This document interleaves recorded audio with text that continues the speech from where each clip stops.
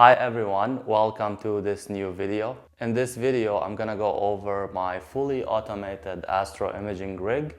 I will go over the physical gear, how it's connected together, and what I use to operate and control the rig. I built this rig to send it to starfront observatories. People who do this usually do it for the purpose of sending it to a remote observatory or to be able to control the rig from inside the house while the rig is outside doing the imaging. For example, it would be convenient on a cold night to be able to do that, so this is one way to do it as well. The scope of the video is just to walk you through the concept of putting an automated rig. I am not going to go over the technical details on how to put some stuff together, like how to put the focuser on and stuff like that, because my main focus is show you how this works, and you will tailor the information I'm giving you to your own needs, and you will customize it however you like. My goal from this video is to save you time and effort doing the research and sharing my experience with you. First, let me just walk you through the methods that you can operate a rig through. There are three ways to operate the rig as far as my knowledge. The first method is using a PC to control the rig, and this PC will be connected to the internet. You will be remoting to the PC, and the PC will be controlling all the parts of your rig. This is usually done through Nina. The imaging files would be going to the computer, and you can retrieve these files from your computer, and you'll be able to do your processing as well. The second method is using the ASIAIR with the VPN, and basically you will be using a VPN to connect to the same network where the ASIAIR is connected, and you will be controlling it as if you are physically present near your ASIAIR. To retrieve your files, you will be doing a virtual network drive to retrieve your files.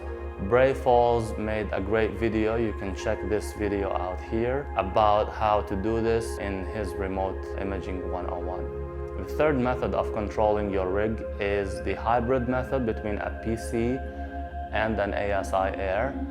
And this is the method that I am using right now. And in a nutshell, I'm using this method because the PC here helps me control the flat panel and the field rotator, while the ASIAIR controls the rest of the rig.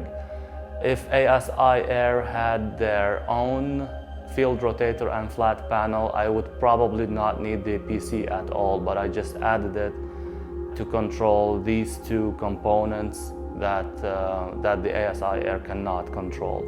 Now, the flat panel and the field rotator are not required, really. You can get away without them. You can do your own sky flats, and you can have someone at the observatory rotate your field. I just prefer to have my rig as complete as possible before I send it. So, starting with the gear, I'm gonna start with my optical tube right here. It's a ZWO 130mm refractor telescope.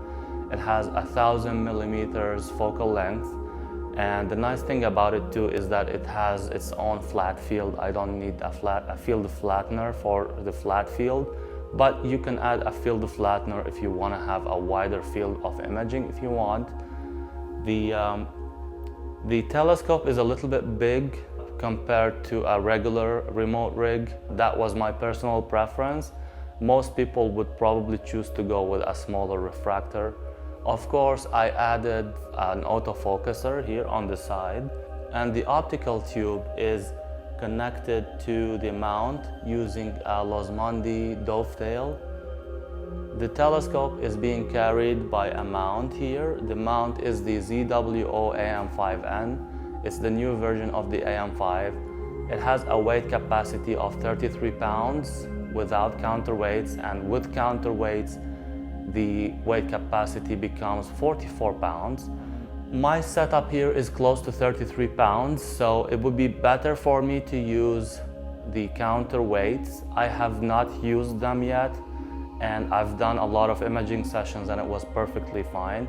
but I think it would be better to use it because it will decrease the strain on the mount. And I will be sending the counterweights also to Starfront so they can install it, so it will make the rig a little bit more efficient in terms of the weight distribution.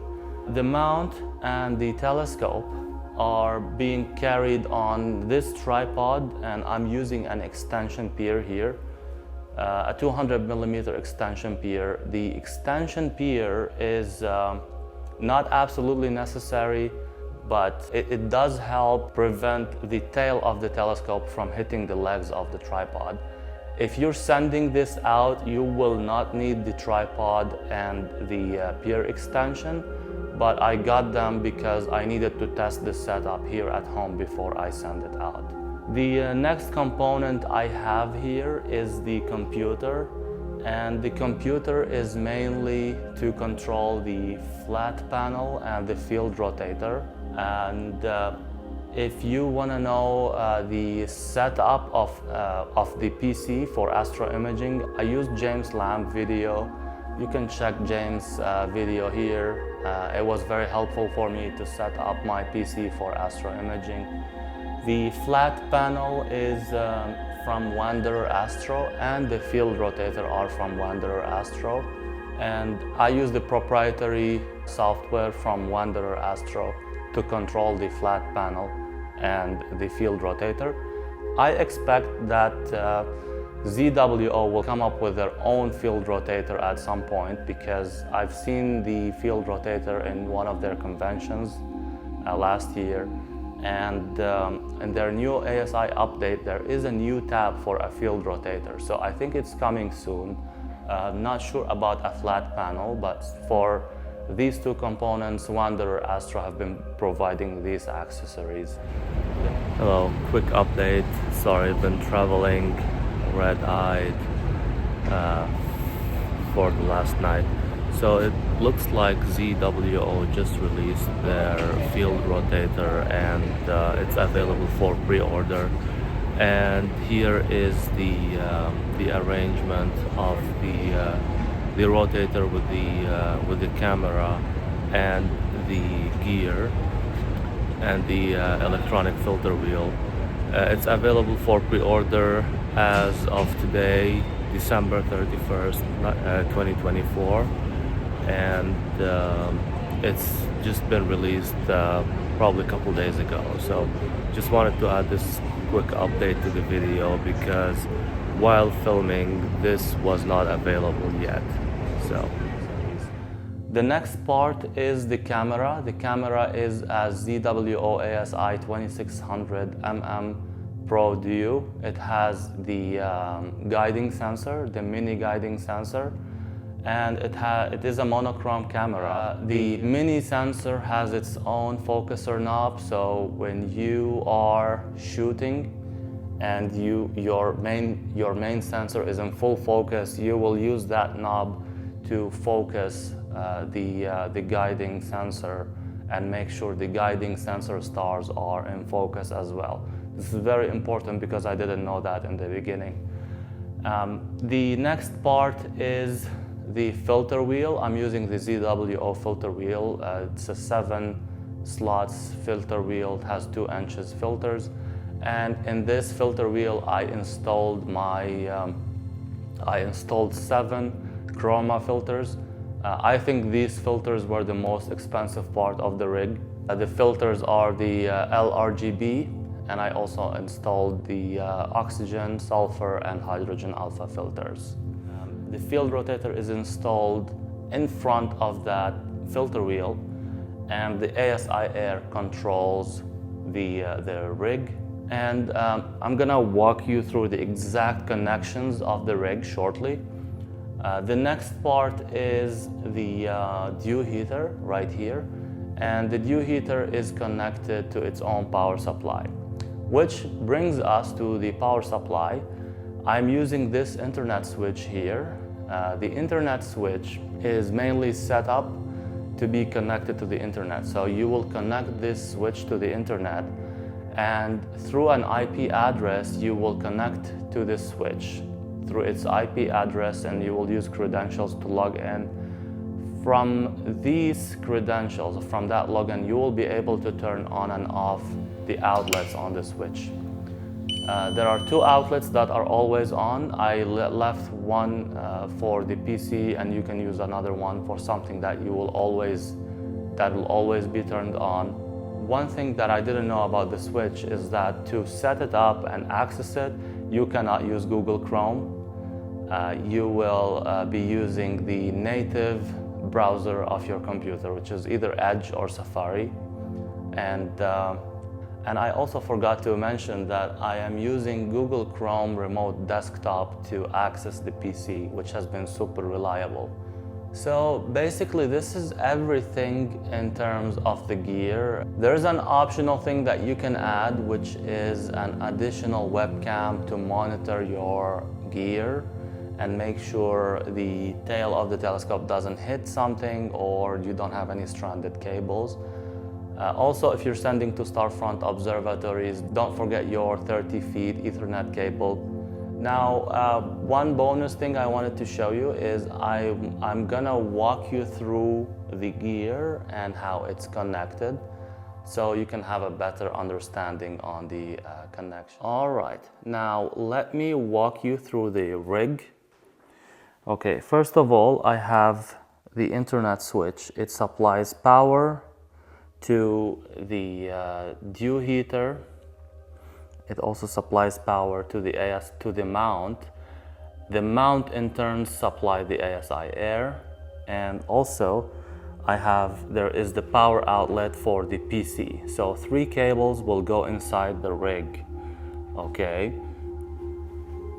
Input power goes through the mount, and the mount sends power to the ASIAIR, and also there is a USB-C connection from the mount to the ASIAIR.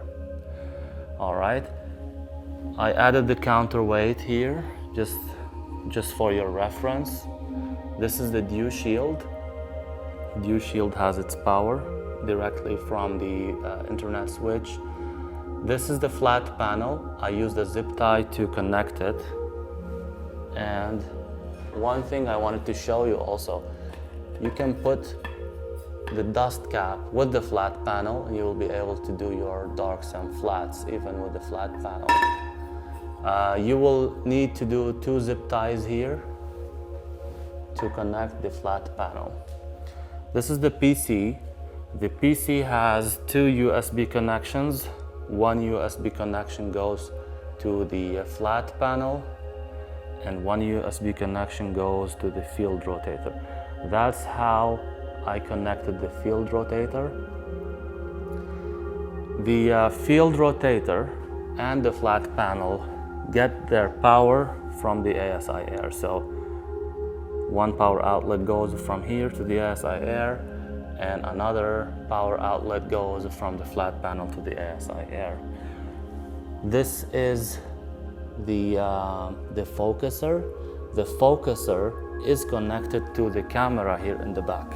The camera here acts as a USB hub, so I connected the filter wheel and the focuser to the camera, and in return the camera has a USB 3 connection to the ASIAIR. The power outlet of the camera is also from the ASIAIR. Now one thing, also, this is the USB connection that comes from the mount, and this is the USB 3 connection that goes from the camera to the ASIAIR through this cable. And this is everything I have in terms of the remote imaging rig. If you have any questions, please feel free to ask in the comments. I'll be happy to answer. All the rig I mentioned have the links in the description if you would like to buy any of the shown links. And I hope you found this video useful. If you did, please like and subscribe, and clear skies.